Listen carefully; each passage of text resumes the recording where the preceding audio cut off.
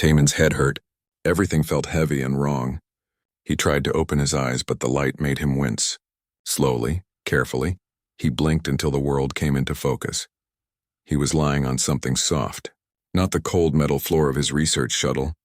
These were cushions, thick and comfortable, covered in fabric that seemed to glow with tiny lights. The patterns moved like living things, blue and purple waves flowing across the material. Where was he? Taman pushed himself up on his elbows. His body ached everywhere. He wore his basic clothes, but his research gear was gone. His equipment belt, his data pad, his emergency beacon, all missing. Only the small translator implant behind his ear remained. The space around him was large and strange. Walls made of shimmering fabric stretched up to a high ceiling. He was inside a tent, but unlike any tent he had seen before. The material looked thin but felt warm. Through the fabric he could see shadows moving outside. "You are awake." The voice made him jump. Taman turned his head quickly, then regretted it as pain shot through his neck. A woman stood near the entrance of the tent. She was tall and beautiful in a way that made him forget to breathe for a moment. Her skin was pale, almost white, and her eyes were deep red like dark wine. She wore armor that looked both ancient and advanced. Black metal with silver designs. Her long black hair fell past her shoulders. But it was her smile that caught his attention. Sharp teeth showed behind her lips. "Not human teeth. Who are you?" Taman managed to ask. His throat felt dry. The woman walked closer. She moved with perfect grace, each step silent and controlled. "I am Yuna, Queen of the Kravith Empire, and you are in my military camp on Ashara Prime." Taman's mind raced. The Kravith. He knew that name. Everyone in the Terran research fleet knew about them. They were called vampires by most humans, though that was not exactly right. They were an old species, powerful, and currently at war with the Draxian cyborgs. "My shuttle," Taman said. "It crashed." "Your shuttle violated our territory during a battle," Yuna replied. She sat down on a chair across from him, still watching with those red eyes. "My soldiers found the wreckage. You were unconscious but alive. We brought you here. Why?" Taman asked. "Why not leave me or kill me?" Yuna's smile grew wider. "Because you said my name." Taman felt confused. "What?" "While you were unconscious, you spoke. You talked in your sleep." Yuna leaned forward slightly. "You said my name. You talked about my battles, my strategies, my campaigns against the northern warlords. You knew details that very few outsiders know." Cold fear ran through Taman's chest. He had been studying the Kravith for months as part of his research. He had files about their military, their culture, their leaders. Yuna was legendary among her people.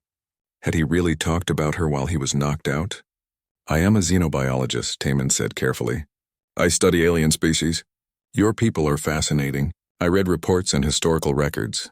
"Fascinating," Yuna repeated the word like she was tasting it. "That is not a word many use for us. Most call us monsters. Bloodsuckers. Demons from dark worlds." "You are not monsters," Taman said. "Your species evolved on a planet with low light. You need certain minerals found in blood to survive. That does not make you evil." Yuna looked surprised for just a moment. Then she laughed. The sound was musical but also held an edge. "You are an interesting human, Taman. Yes, I know your name. It was on your identification chip." She stood up and walked around the tent. "I have met humans before. Most are afraid. They shoot first and ask questions never. But you study us. You try to understand. That is my job," Taman said. He tried to sit up fully and this time managed it. "Understanding leads to peace. Fear leads to war." "Beautiful words," Yuna said. "But we are already at war. Not with humans, thankfully. With the Draxians." "I know about the war," Taman admitted. "Everyone does.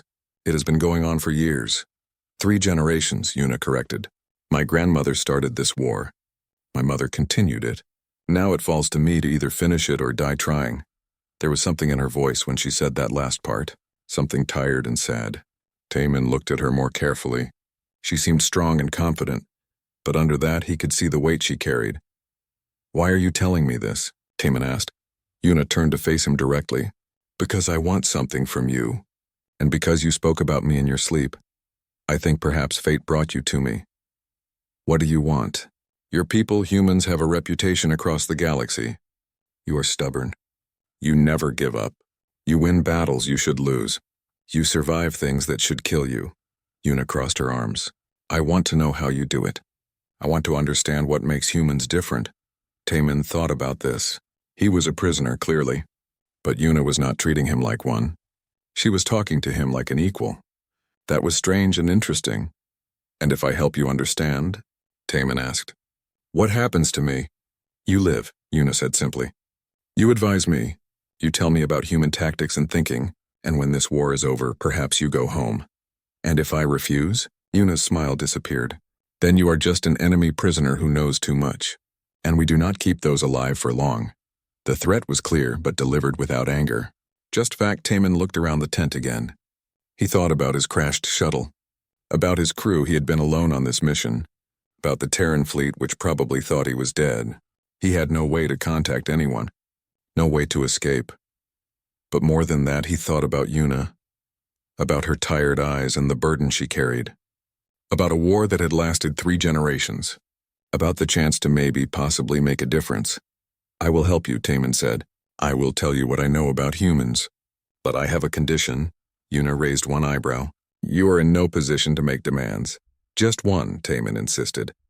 Tell me the truth, always. If you want to understand humans, you need to understand that we value honesty. Lie to me and I will know, and I will stop helping. Yuna studied him for a long moment. Then she nodded slowly. Agreed. I will speak truth to you, Taman the xenobiologist. And you will speak truth to me. She held out her hand. Taman stood up, wobbling slightly, and took it. Her skin was cold, but her grip was strong. Welcome to my camp, Yuna said. Let us see if a human can help end a war. Outside the tent, Taman could hear the sounds of a military camp. Soldiers moving. Weapons being prepared. The war continuing. He had just agreed to something dangerous. But as he looked at Yuna's face, at the hope hidden behind her careful expression, he felt like he had made the right choice. Everything was about to change. The next morning came too quickly. Taman woke to find clean clothes laid out for him. They were simple but well made, dark gray and comfortable. His own clothes had been taken away, probably to be cleaned or maybe burned. A guard came to get him after he dressed. The soldier was tall and wore full armor that covered everything except the eyes. Those eyes were red like Yuna's. The guard did not speak, just pointed for Taman to follow.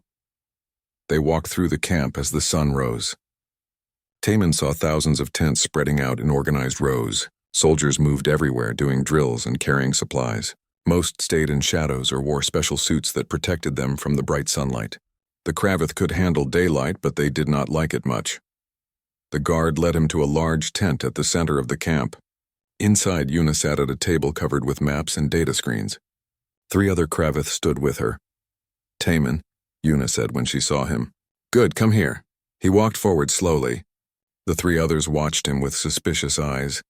Yuna gestured to a woman with short hair and sharp features. This is Jiwon, my second in command. She runs the daily operations of this army. Jiwon nodded slightly but did not smile. A human, she said. Are we that desperate? We are practical, Yuna replied calmly. Taman has knowledge we can use. The next person was a large male with scars across his face. His armor looked old but well maintained. This is Hyun. He leads our frontline forces. Hyun looked Taman up and down like he was examining meat at a market. He looks weak. Humans are supposed to be tough, but this one looks like he would break in a real fight. I am a scientist, not a soldier, Taman said quietly. We have plenty of scientists, Hyun replied. Why should we trust you? Because your queen decided to let me live, Taman answered. Maybe you should ask her why. Hyun's eyes narrowed, but Yuna held up a hand before he could respond. Enough, she said. Taman is here under my protection. Anyone who harms him answers to me. Is that clear? Everyone nodded, even Hyun, though he did not look happy about it. The third person was younger, maybe Taman's age. She had kind eyes and wore medical symbols on her uniform. I am Minji, she said with a small smile. I treated your injuries when you arrived. How do you feel? Better, thank you, Taman said, grateful for at least one friendly face. Yuna turned back to the table and its maps. Taman, let me explain your situation clearly. Your shuttle entered the neutral zone during an active battle. By law, that makes you either a spy or an idiot. I was collecting atmospheric samples, Taman protested. My navigation system failed. I did not know I crossed into a war zone. It does not matter, Jiwon said coldly. You are here. The Draxians probably saw your ship. They may think humans are helping us now. Taman felt his stomach drop. That could cause a diplomatic incident. Humans are neutral in this war. Exactly, Yuna said, which gives you motivation to help us end this war quickly, before things get complicated for your people. She was smart, Taman realized. She had thought this through completely. The Draxians outnumber us, Yuna continued, pointing to the maps. They have better technology in some areas. They do not tire, do not feel fear, do not question orders. They are part organic, part machine, perfect soldiers. But they can be beaten, Taman said, looking at the tactical displays. Everything can be beaten. That is what I want to know, Yuna replied. Humans have fought wars for thousands of years. Your history is full of impossible victories. How? Taman stepped closer to the table. He studied the maps showing troop positions and battle plans. The Kravath forces were arranged in traditional formations. Everything looked organized and proper. You fight with honor, Taman said slowly. I can see it in your formations. You follow rules of engagement. You give your enemies chances to surrender. You fight face to face. Of course, Hyun said proudly. We are not savages. But the Draxians do not care about honor, Taman pointed out. They fight to win, nothing else. You are bringing traditions to a fight against an enemy that has no traditions. Silence filled the tent. Are you saying we should abandon our values? Jiwon asked, her voice dangerous. No, Taman said quickly. I am saying you need to be smart.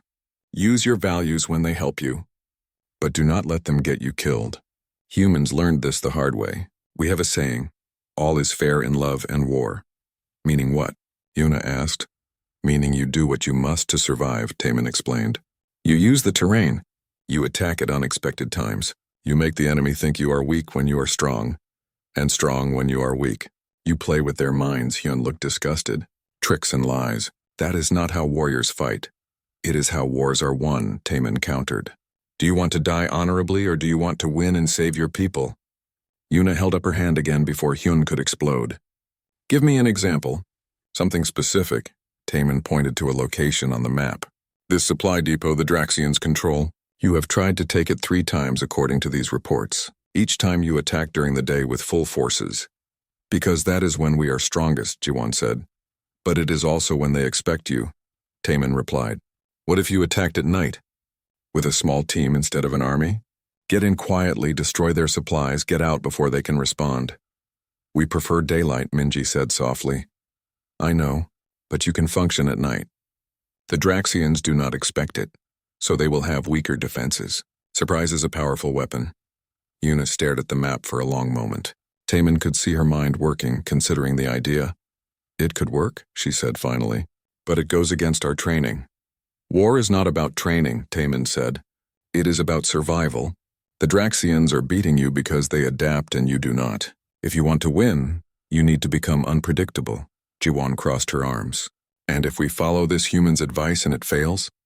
How many soldiers will we lose? How many are you losing now? Taman asked. Following the same strategies that have not worked. No one answered that. Yuna looked at Taman with those deep red eyes. You speak boldly for a prisoner. You asked for my help, Taman reminded her. I am giving it. But I cannot make you listen. A small smile appeared on Yuna's face. No, you cannot. But I think I will listen anyway. We will try your night raid idea. If it works, perhaps we will try more of your suggestions. And if it fails? Hyun demanded.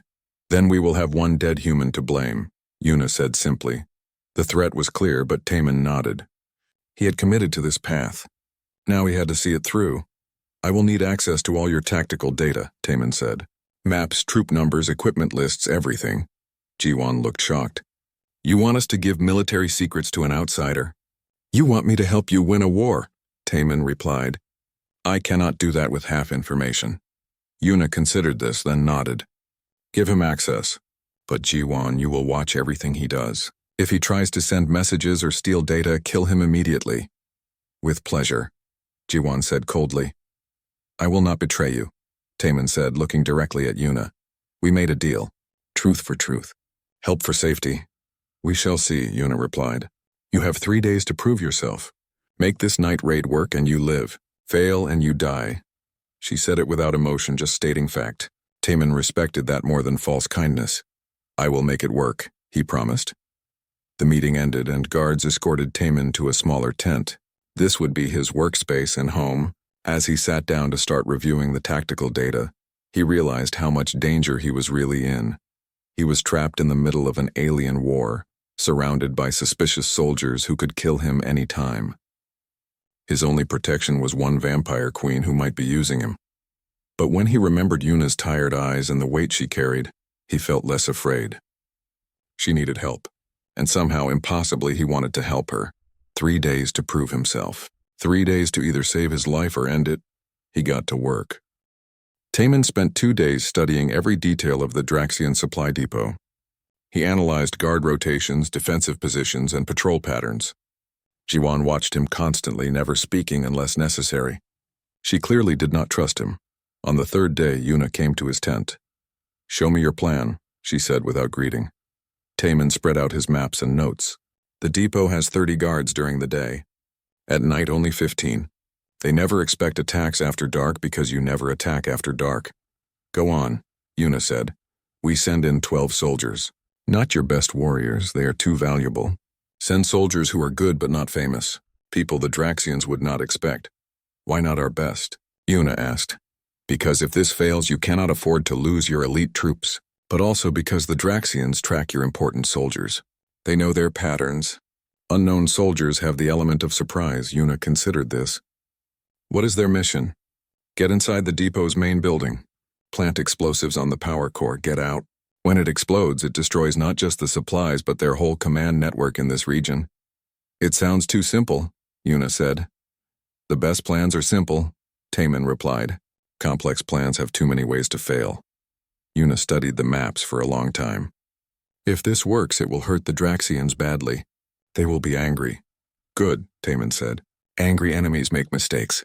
A small smile appeared on Yuna's face. "You think like a warrior, even if you are not one." "I think like someone who wants to live," Taman corrected. That night, the raid happened. Taman was not allowed to go, of course. He waited in his tent while Jiwan went to lead the mission herself. She had volunteered, saying she wanted to see if the humans' ideas were worth anything. Yuna came to wait with him. She sat quietly, saying nothing for a long time. "You are nervous," she finally said. "Of course I am nervous," Taman admitted. "If this fails, people die. And then I die. Does death scare you?" "Yes, does it not scare you?" Yuna looked at him with those red eyes. "I have been preparing to die since I became queen. Death is part of war. I accepted this long ago." "That is sad," Taman said softly. "Why?" "Because you should have dreams beyond war. You should think about what comes after, not just about dying well." Yuna was quiet for a moment. "What do humans dream about?" "Everything," Taman said. "Peace, love, discovery, building things that last. We dream about tomorrow and all the tomorrows after that." "Even when you are at war?" "Especially when we are at war," Taman replied. "The dreams keep us fighting. If we only thought about death, we would give up." "Your people are strange," Yuna said. But she smiled a little. They waited together in comfortable silence. Taman found himself watching Yuna when she was not looking.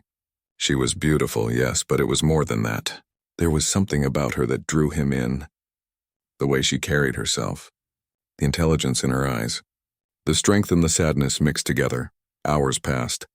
Then a soldier burst into the tent. "My queen!" "They are returning." Yuna and Taman rushed outside. The night was dark, but Taman could see shapes moving toward the camp. Soldiers carrying a few wounded, but they were walking, not running. That was a good sign. Jiwan appeared, covered in dirt and blood, but alive. She walked straight to Yuna and gave a sharp salute. "Report," Yuna commanded. "Mission successful," Jiwan said. "The depot is destroyed.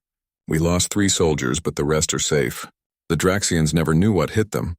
Relief washed over Taman so strongly he almost fell down. Yuna turned to look at him. "It worked."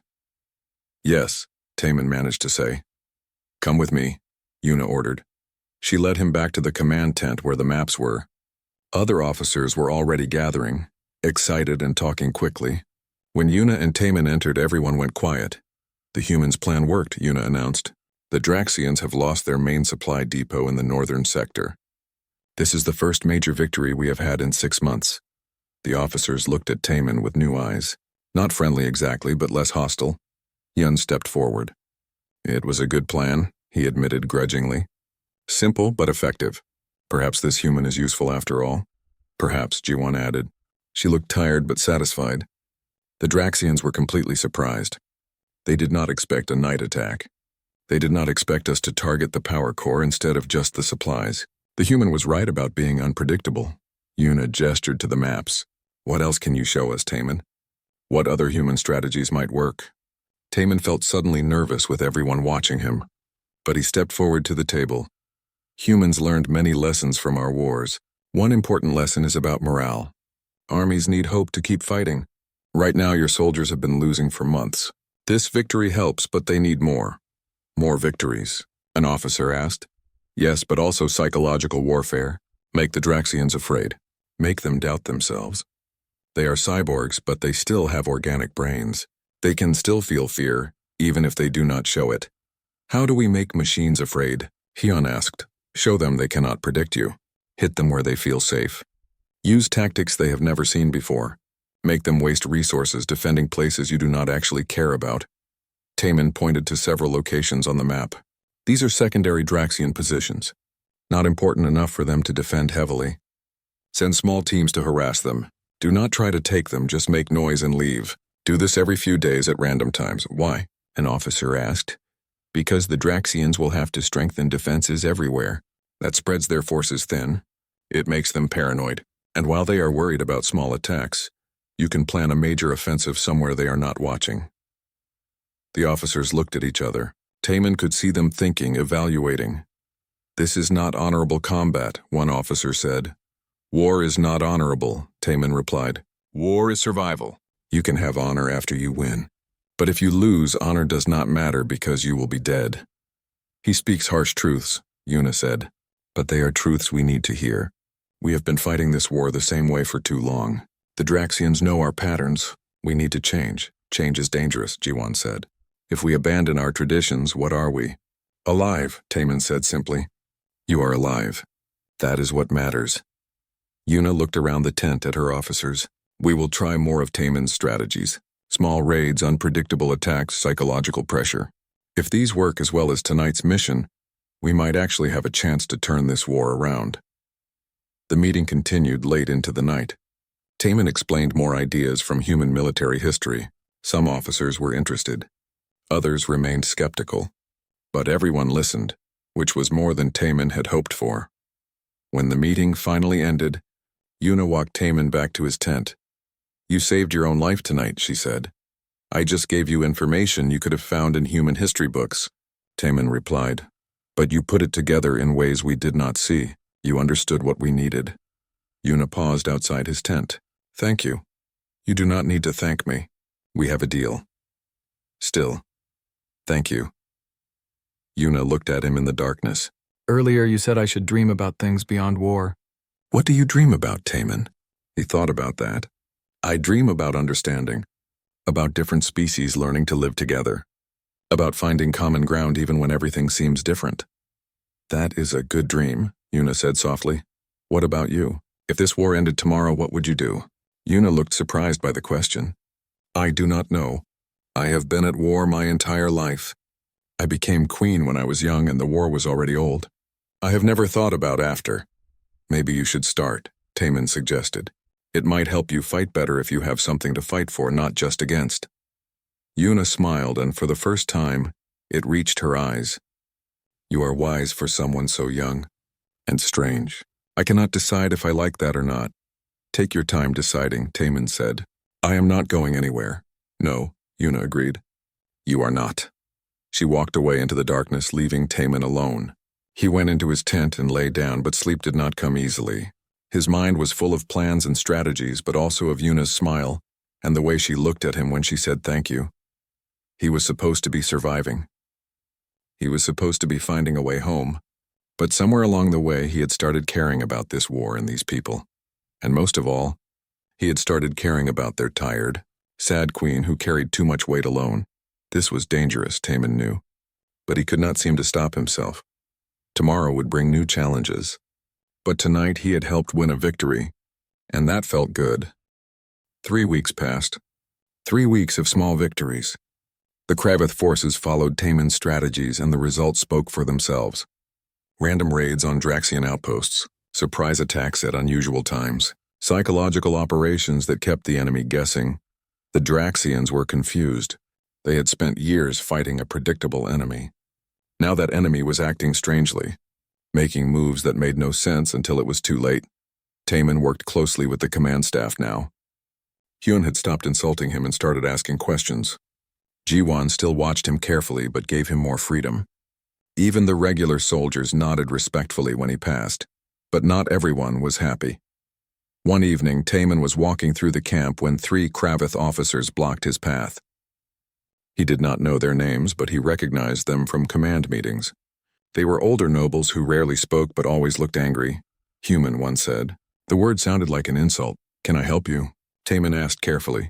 You are changing things too much, another officer said. You are making us abandon our traditions. Our honor.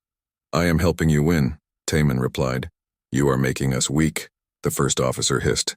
Fighting without honor, using tricks and lies. This is not the Kravith way. The Kravith way was losing, Taman pointed out. Now you are winning. Is that not better? We would rather die with honor than live as cowards, the third officer said. The threat was clear.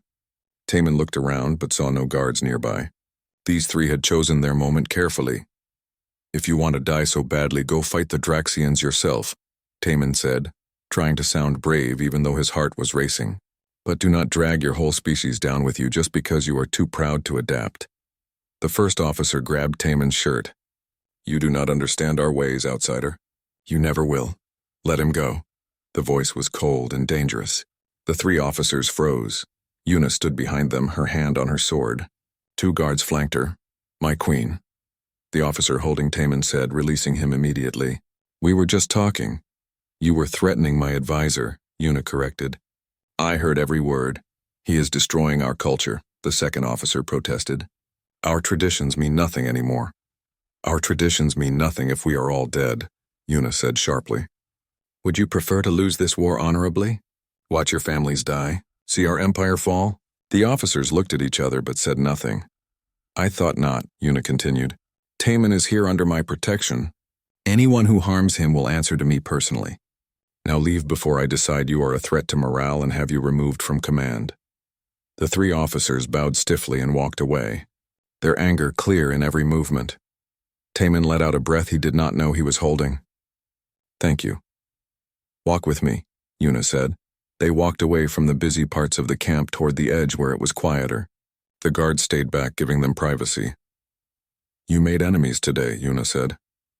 I have been making enemies since I arrived, Taman replied. Some of your people hate that an outsider is advising you. Some of my people are fools, Yuna said. They would rather lose with pride than win with humility. That kind of thinking is why we have been losing. They reached a spot overlooking the valley below. The sun was setting, painting the sky purple and orange. Yuna removed her protective visor now that the direct sunlight was gone. You are changing everything, she said quietly. In just a few weeks you have changed how we fight, how we think. Some love you for it. Others hate you for it. What about you? Taman asked. Yuna looked at him. I am grateful. And I am worried. Worried about what? About becoming dependent on you. About what happens if you leave. About whether I'm making the right choices. Taman saw the weight in her eyes again. You are doing what you must to save your people. That is not wrong. Is it not? Yuna turned to face the sunset. I am changing centuries of tradition because one human told me to. What if I am destroying the very things that make us Kravith? You are not destroying anything, Taman said firmly. You are evolving. All species must evolve or die. That is the nature of the universe. Easy for you to say. These are not your traditions. No, Taman admitted. But I have studied enough species to know that the ones who survive are the ones who adapt. The ones who hold too tightly to the past become extinct. Yuna was quiet for a long moment. Then she spoke, her voice barely a whisper. I am dying, Taman. The words hit him like a physical blow. What?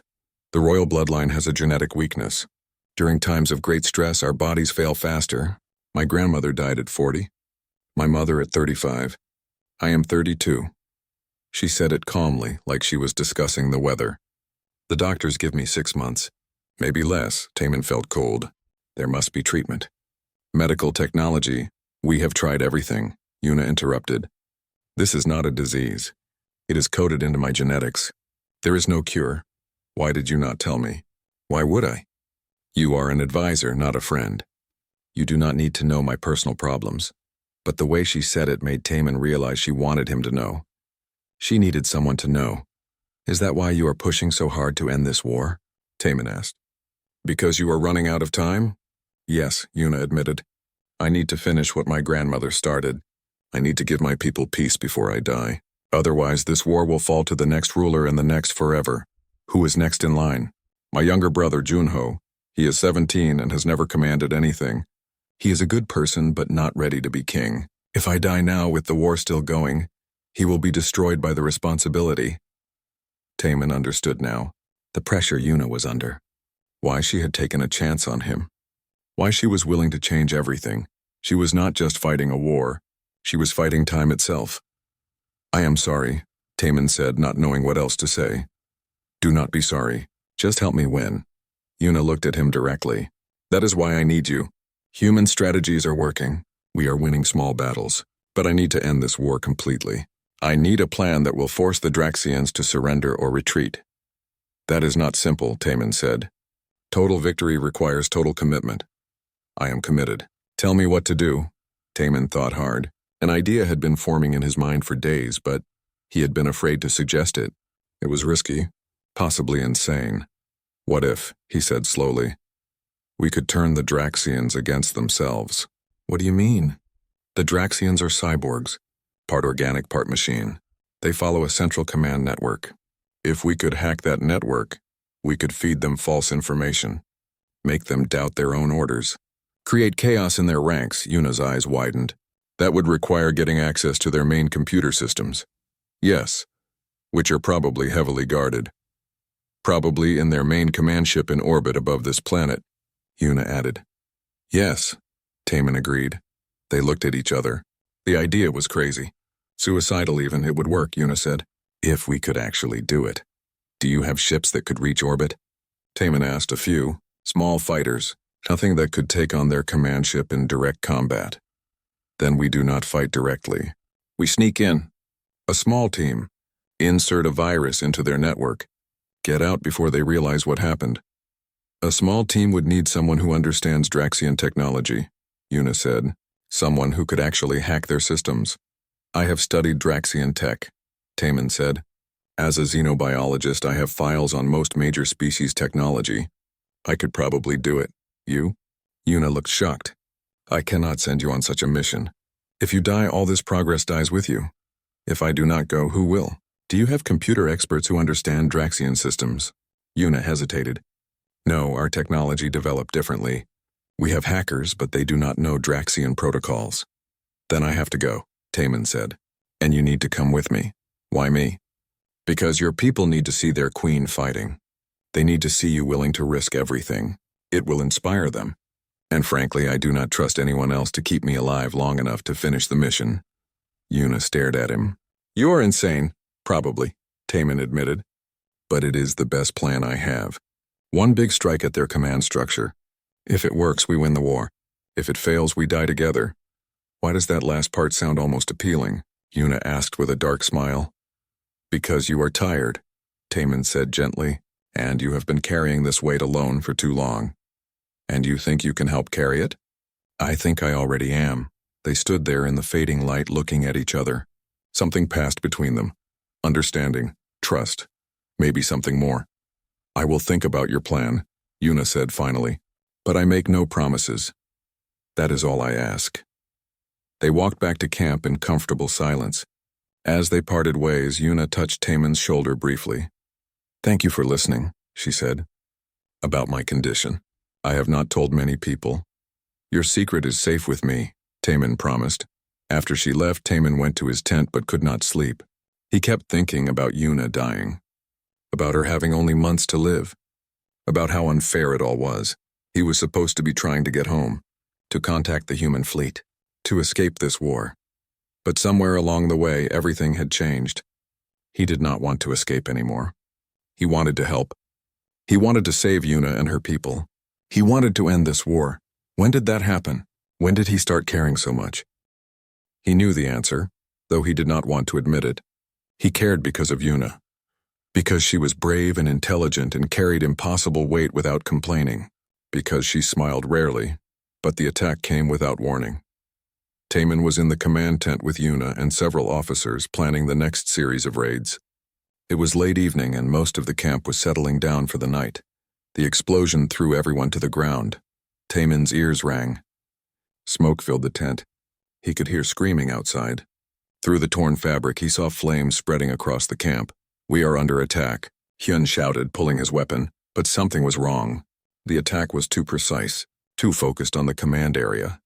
"This is not the Draxians," Jiwon said, her eyes wide. "They could not get troops this close without us knowing." "Sabotage," Yuna said coldly. "Someone inside the camp." More explosions rocked the area. Guards rushed in to protect Yuna, but she pushed past them. "Find the traitor," she commanded.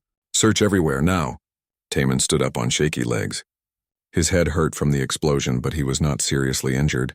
Around him, officers were organizing responses, sending troops to fight the fires and search for the saboteur.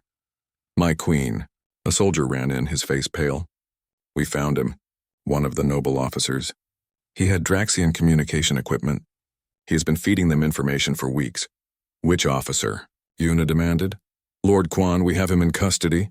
Taman remembered the name.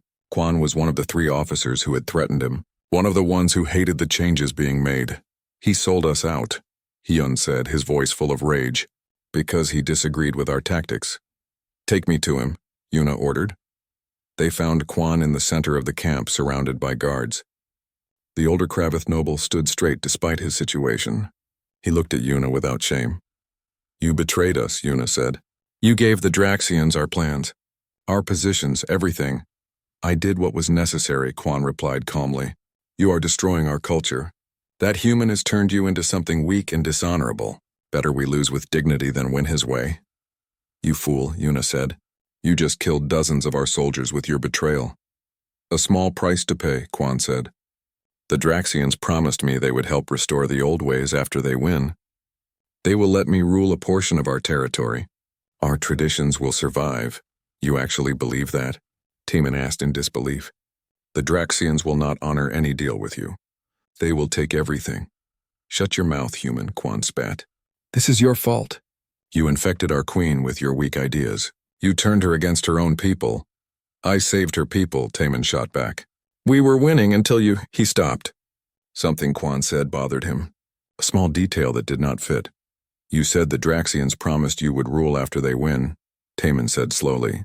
"That means they are planning a final attack, soon." Quan's face betrayed him for just a moment. Fear flashed in his eyes. "When?" Yuna demanded, stepping closer to him. "When are they attacking?" "I will tell you nothing," Quan said. "You will tell me everything," Yuna replied, her voice deadly. "Or I will make you wish you had." But before anyone could act, Quan grabbed a guard's weapon. He was old but still fast. He pointed the weapon not at Yuna but at Taman. "This is how it ends, human," Quan said. "Without you, she will return to the old ways. She will—" The weapon fired. Time seemed to slow down. Taman saw the plasma bolt coming toward him, saw death arriving in a flash of light.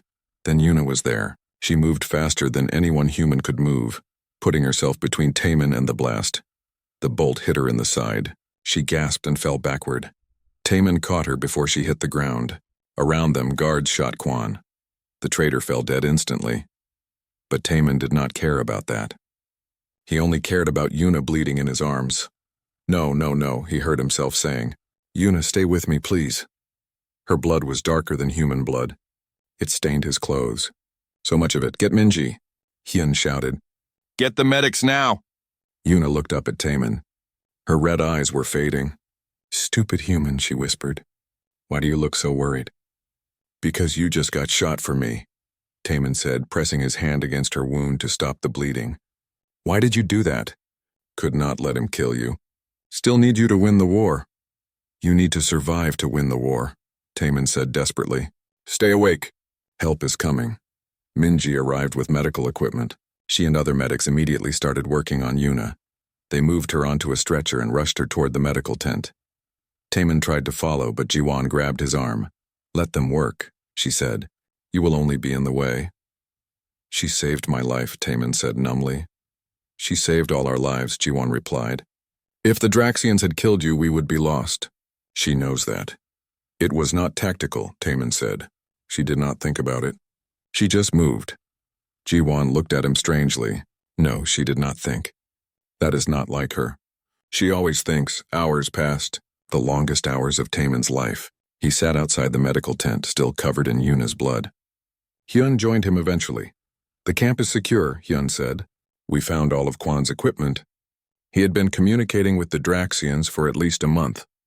He gave them details about our new tactics, our troop movements, everything. "Did you find out when they are attacking?" Taman asked. "Yes, we broke into his communication logs. The Draxians are planning a massive assault in 3 days. They are bringing their entire fleet, everything they have. They plan to end this war in one battle." Taman felt cold. "We are not ready for that." "No," Hyun agreed. "We are not. Without the Queen, without you planning our defense, we will lose." "She is not dead," Taman said fiercely. "Not yet," Hyun said quietly. "But she was already dying slowly. Now this injury might speed things up." The medical tent flap opened. Minji came out. She looked exhausted. "She will live," Minji said. "The blast was bad, but we stabilized her. However, with her condition, the injury has weakened her significantly. She needs rest, weeks of rest." "We do not have weeks," Taman said. "The Draxians attack in 3 days." Minji's face fell. "She cannot fight in 3 days. She can barely stand." "Then I will talk to her," Taman said, standing up. "Let me see her." Minji hesitated, then nodded. 5 minutes. She needs to sleep." Taman entered the medical tent. Yuna lay on a bed, her wound bandaged, her skin even paler than usual. Medical equipment surrounded her, but her eyes were open. "You look terrible," she said weakly. "You look worse," Taman replied, sitting beside her bed. "That is not polite. I am too angry to be polite." "Why did you do that? Why did you jump in front of that blast?" Yuna was quiet for a moment. "I do not know. I saw him pointing the weapon at you and I just moved. I did not think. You should have let him shoot me." "No," Yuna said firmly. "I could not. Why not? I'm just an advisor. You are a queen. Your life is more valuable than mine."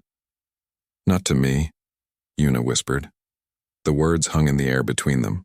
Taman felt something shift in his chest. "Yuna, I know what you are going to say," she interrupted. "That I should not care about you. That you are an outsider. That this is foolish. But I cannot help it, Taman. Somewhere in these past weeks you stopped being a prisoner and became something else." "What am I now?" Taman asked softly. "I do not know. But you are important. To the war effort. To the plans. To me." Taman took her hand carefully, avoiding the medical tubes. "You are important to me too. Which is why I need you to rest and heal. We will figure out how to handle the Draxian attack." 3 days, Yuna said. Minji told me. "How can we prepare in 3 days?" "I will find a way," Taman promised. "But only if you rest. Can you trust me to do this?" Yuna looked at him for a long moment. "I trust you more than anyone. Which is strange because we met only weeks ago." "Time does not matter," Taman said. "Sometimes you know something is right." "Is this right?" Yuna asked. "Whatever is happening between us." "I do not know," Taman admitted. "But I do not want it to stop." Yuna smiled faintly. "Good, because neither do I." "Sleep now," Taman said, standing up. "I will handle everything. And when you wake up, we will win this war together." "Promise me something," Yuna said as her eyes started to close. "Promise you will survive. No heroic sacrifices. I need you alive, I promise," Taman said. "If you promise the same." "Deal," Yuna whispered. Then sleep took her. Taman left the medical tent and found Hyun and Jiwan waiting. "What now?" Jiwan asked. "Now we prepare for the biggest battle of our lives," Taman said. "We have 3 days to come up with a plan that will defeat an entire Draxian fleet." "That is impossible," Hyun said. "Probably," Taman agreed. "But humans specialize in impossible things. Gather all the command staff. We have work to do." As they walked toward the command tent, Taman looked back at the medical tent where Yuna rested. She had saved his life. Now he would save hers, and he would save her people. He did not know how yet. But he would find a way. He had to, because somewhere along the way this had stopped being about survival. It had become about something much more important. It had become about love. Even if he had not said the word yet, Taman knew that was what this feeling was. Love for a dying vampire queen who had turned his world upside down, and he would do anything to keep her alive long enough to see peace. Anything at all. The command tent was full of worried faces. Every officer who could be spared from their duties had gathered. They all knew what was coming. Taman stood at the tactical display, his mind working through possibilities. 3 days to prepare for a final battle. 3 days to somehow defeat an enemy that outnumbered them 3-1. We cannot win a direct fight, Hyun said bluntly. Even with all our new tactics, the Draxians have too many ships, too many soldiers. So we do not fight directly, Taman replied. We trick them. What kind of trick defeats an entire fleet? An officer asked. Taman took a deep breath. He had been thinking about this for hours, and now he had an idea. A crazy, dangerous idea. But it might work. What if Yuna was dead? He asked. Silence filled the tent. What? Jiwon said carefully. What if we made the Draxians think Yuna died from her injury? We stage a funeral. We broadcast it widely. We act defeated and ready to surrender. They would never believe that, Hyun said. Why not? Kwan was feeding them information for weeks. They know Yuna was injured. If we tell them she died, they might believe it, especially if they want to believe it. And then what? Jiwon asked, her eyes narrowing in thought. Then we use their arrogance against them, Taman continued. The Draxians come expecting a quick victory. They drop their guard, and we hit them with everything we have. A surprise offensive when they think we are surrendering. That is insane, an officer said. But it might work, another added. There is more, Taman said. While the Draxians are focused on the ground battle, I take a small team to their command ship. We plant a virus in their system like we discussed before. If we can disrupt their communications during the battle, they will not be able to coordinate. Their numbers become useless if they cannot work together. Hyun stepped forward. You want to attack their command ship while they are attacking us? That is suicide. Maybe, Taman admitted. But it is also our best chance. The Draxians will not expect us to go on the offensive while we are supposedly defeated and mourning. Jiwon studied the tactical display. If we could actually get to their command ship and disrupt their network, it would give us an advantage. But how do you get there? Their ship will be heavily guarded. I have been thinking about that, Taman said. What if we do not try to fight our way in? What if we use a captured Draxian shuttle? Something they would not shoot at because it looks like one of theirs. We do not have any captured shuttles, Hyun pointed out. Then we get one, Taman replied. We stage a raid tonight, quick and dirty, steal a shuttle and get out before they realize what happened.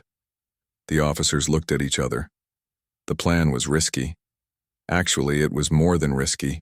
It was almost suicidal, but it was also the only plan that might work. I will need volunteers for the command ship mission, Taman said. People who are willing to risk everything. I will go, Hyun said immediately. As will I, Jiwon added. No, Taman said. You two are needed here to command the ground forces. I need soldiers who are skilled but not essential to the main battle plan. You are essential, Jiwon pointed out. If you die, who plans our strategies? I have written down everything I know, Taman said. All my ideas, all my strategies. If I do not come back, you can continue without me. What about the Queen? An officer asked. She would never allow you to take this risk. Then we do not tell her until it is too late to stop me, Taman said firmly. She is too injured to fight anyway. She needs to stay here and rest. She will kill you when she finds out, Hyun said with a slight smile. Only if I survive, Taman replied, which gives me extra motivation to live. They spent the next hours planning every detail. The fake funeral would happen tomorrow. Taman would record a message in his own language, supposedly calling for human help. But actually it would be broadcast to the Draxians to make them think the Kravith were desperate. Everything had to look real. That night, a small team led by Hyun attacked a Draxian outpost and stole a shuttle. 3 Kravith soldiers died in the raid, but they got what they needed. The shuttle was hidden in a canyon far from the main camp.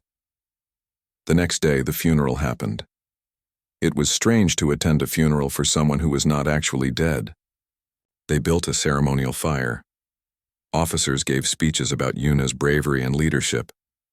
Soldiers wept real tears because they believed their queen was dead. Taemin had to see Yuna before the performance to tell her the plan. She was awake, but still weak. "You want to fake my death?" she said when he explained everything. "Yes, it is the only way to catch them off guard. And then you want to fly into enemy territory, board their main ship, and hack their computer systems." "Yes." Yuna closed her eyes. "I hate this plan." "I know. I especially hate the part where you risk your life." "I know that too. But it might work," Yuna admitted. "It is clever. Cruel, but clever."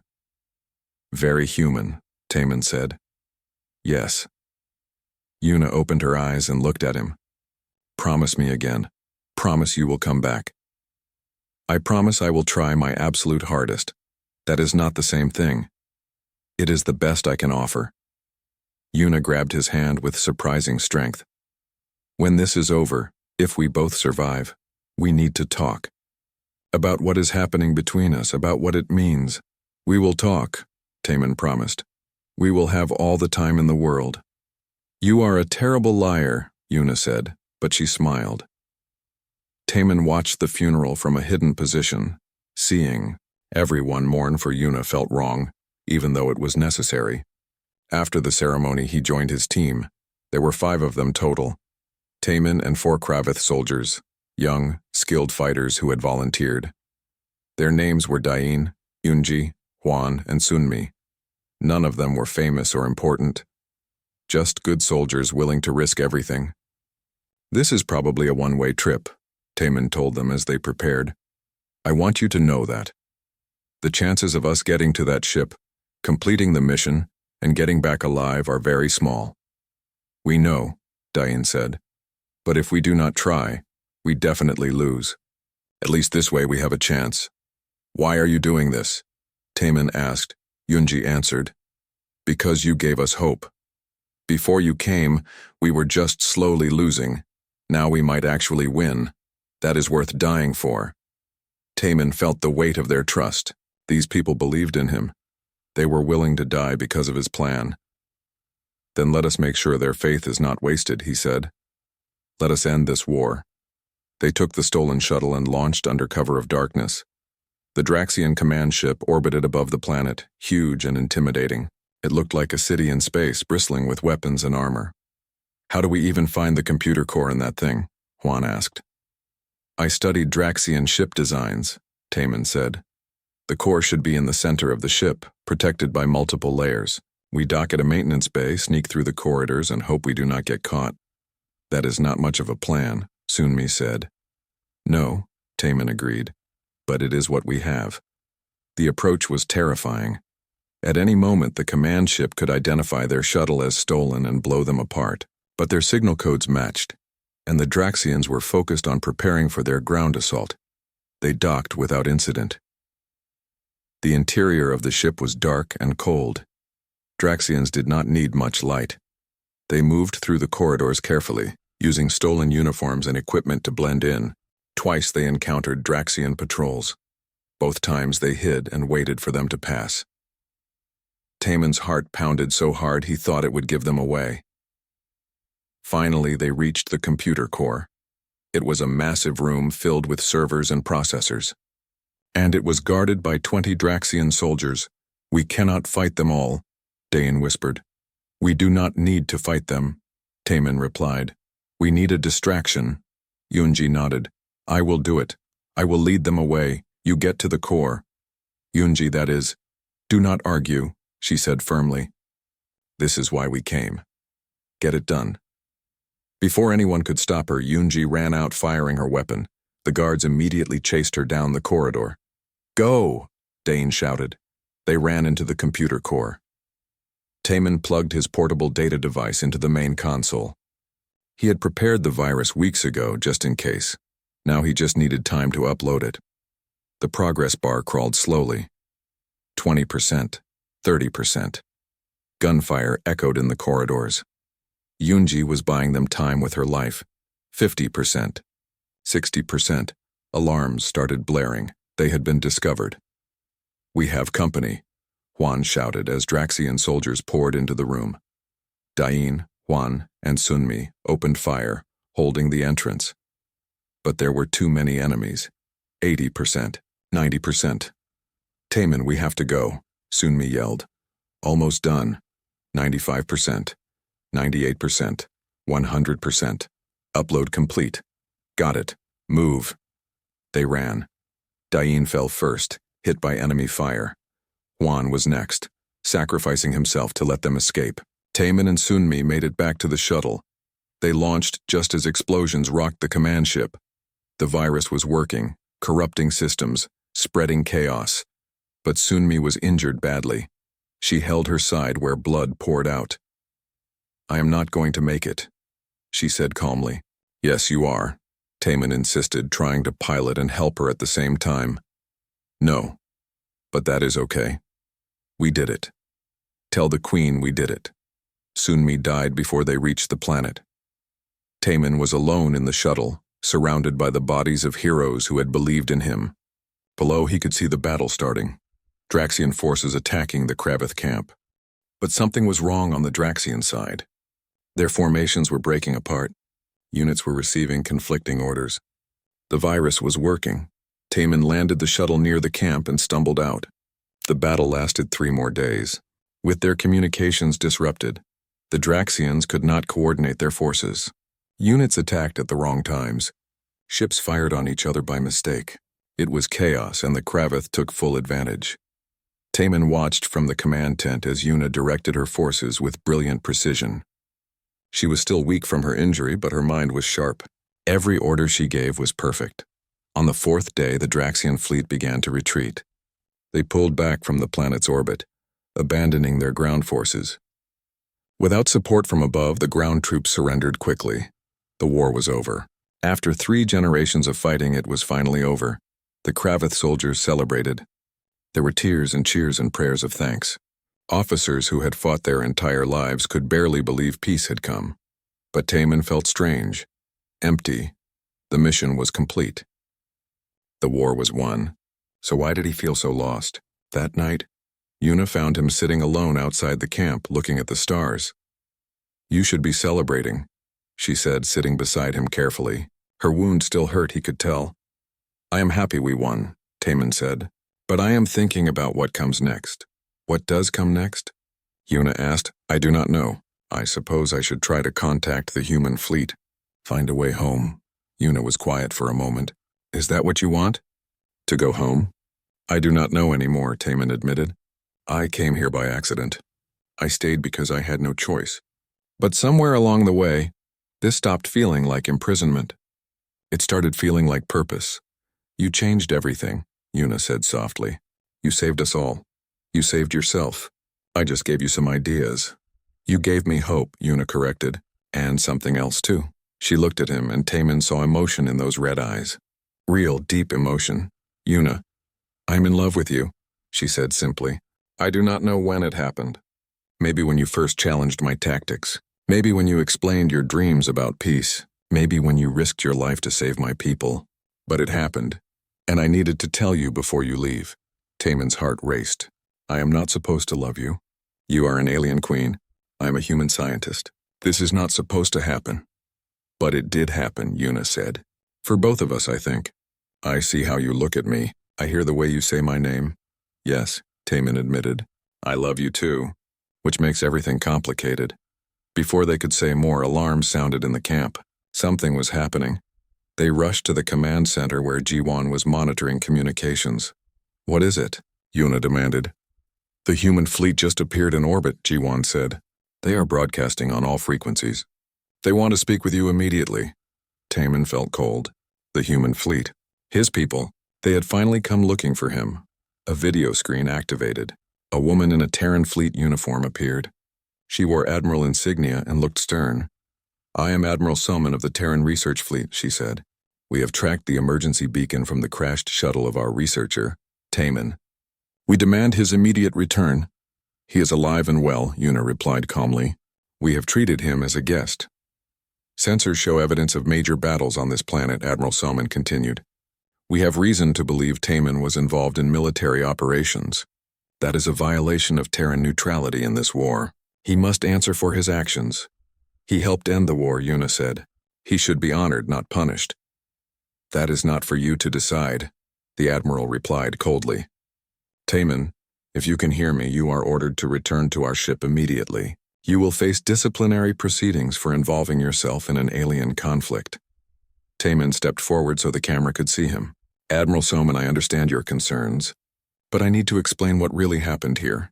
"You violated protocol," Admiral Soman said. "You interfered in a war. Do you have any idea what kind of diplomatic problems you could have caused?" "I prevented diplomatic problems," Taman argued. "The Draxians saw my shuttle crash. They already thought humans were involved. If I had not helped the Kravith, the Draxians might have declared war on Earth." Admiral Soman paused, considering this. "That is a convenient excuse." "It is the truth," Yuna interjected. "Taman saved not just my people but also prevented a larger conflict. He showed wisdom and courage." "With respect, Queen Yuna, this is a human matter," the Admiral said. "Taman, you have two choices. Come back to the fleet now, and we can discuss your situation. Refuse, and you will be classified as a deserter. That carries serious consequences." Taman felt trapped. He looked at Yuna, who said nothing, but her eyes pleaded with him to stay. "Admiral, I need time to think," Taman said. "You have 1 hour," Admiral Soman replied. "After that, we will take action." Soman out, the screen went dark. The command tent was silent. Everyone knew what Taman was facing. 2 worlds. 2 futures. "Only one choice. You should go," Yuna said quietly. "You have done enough here. Go home to your people." "Is that what you want?" Taman asked. "It does not matter what I want. This is your life, your decision." "It matters to me," Taman insisted. Yuna looked at him with sad eyes. I am dying, Taman. "The doctors still give me months at best. Even if you stayed, we would not have long together. It would be selfish of me to ask you to give up your whole future for a few months with me. You are not asking. I am choosing. You are choosing emotion over logic. Maybe humans are supposed to do that sometimes," Taman said. "Maybe that is our strength, not our weakness." He turned to face Jiwon and Hyun and the other officers. "There is something else. Something I discovered while hacking the Draxian systems. Something I did not tell anyone yet because I was not sure." "What?" Jiwon asked. "The Draxians were not fighting this war alone. They have allies. A species from outside our galaxy. They call themselves the Varos. They have been helping the Draxians with technology and strategy." "Why would they do that?" Hyun demanded. "Because they are testing us, all of us. Humans, Kravith, Draxians, everyone in this region of space. The Varos are planning an invasion. A big one. In less than a year they will arrive with a fleet that makes the Draxian fleet look tiny." Horror filled the tent. "Why did you not tell us this immediately?" Yuna asked. "Because I needed to verify the information, and because I wanted to win this war first before starting to worry about the next one." "There is going to be another war?" Jiwon said in disbelief. "Unless we stop it," Taman replied. "Unless we convince the Varos that we are too strong to invade. And we can only do that if everyone works together. Humans, Kravith, even the Draxians." He turned back to the communication console. "I need to speak with Admiral Soman again. And I need to speak with the Draxian leadership. We need to show the Varos that this region of space is united." "They will never agree," Hyun said. "The Draxians just lost a war. They hate us. Then we make them understand that they have a choice. Unite with us or face extinction alone." Taman opened the communication channel. "Admiral Soman, I have information you need to hear. Information about a threat to Earth and all human colonies." The Admiral's face reappeared. She looked annoyed. "You said you needed an hour to think. I did think. And I realized something. You are asking me to choose between my species and the Kravith. But that is the wrong choice. The real choice is whether we all survive together or die separately." Taman explained about the Varos, about the coming invasion, about the need for unity. Admiral Soman's expression changed from annoyed to serious to alarmed. If what you say is true, this changes everything. We need proof. I have data files. I can send them to you. But more than that, I can offer you an alliance. The Kravith are willing to work with humans, and if we can convince the Draxians to join us, we will have the strength to face the Varos. You want me to trust aliens we barely know, Admiral Soman said. I want you to trust me, Taman replied. I know these people. I have fought beside them. They are brave and honorable. They want peace just like we do. The Admiral was quiet for a long moment. Send me your data. I will review it and contact Earth Command. But Taman, if you are wrong about this, I am not wrong, Taman said firmly. I wish I was, but I am not. Over the next hours, Taman worked to set up communications with the Draxian leadership. It took time and patience, but finally they agreed to talk. Their spokesperson was a cyborg general named Commander Tyke. Why should we trust you? Commander Tyke asked. His mechanical voice was cold. You helped our enemies defeat us. Because your enemies are not your biggest problem anymore, Taman said. The Varos are coming. They will not care that you lost this war. They will destroy you anyway. You could be lying to weaken us further. I could be, Taman agreed, but I am not. Look at your own data. You must have some records of communications with the Varos. Check them. See if what I am saying matches. There was a long pause. Then Commander Tyke spoke again. We have reviewed our files. There are inconsistencies in our communications with the Varos. Things that did not make sense at the time. You may be correct. Then work with us, Taman urged. We can all survive this if we stand together. The Kravith would never agree to alliance with us.